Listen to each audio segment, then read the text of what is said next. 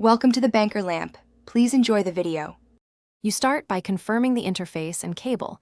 This matters because speed and power vary.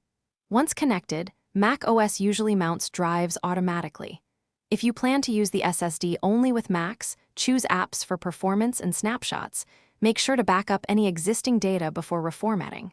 If you need Windows compatibility, pick XFAT instead. Now open Finder to see the drive icon, and keep Disk Utility ready.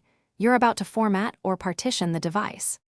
You'll now format and set up the drive properly, because a wrong scheme prevents boot or time machine use.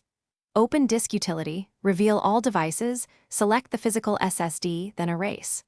Choose GUID Partition Map, pick apps for Mac OS only use or XFAT for cross-platform, and enter a clear name.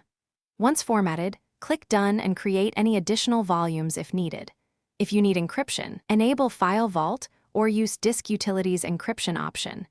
This secures data without slowing normal file transfers significantly. You finish by using Finder or Time Machine to move data and confirm successful reads and writes. Copy a 100 MB file to test speed. When done, eject the drive every time to avoid corruption. Use the eject icon or Finder sidebar. If the SSD doesn't appear, first try another cable or port, then reboot. If that fails, open Disk Utility to run first aid and make sure Mac OS security settings aren't blocking new external devices. Those steps resolve most issues quickly. Thanks for watching. If this was helpful, leave a like and consider subscribing. See you next time.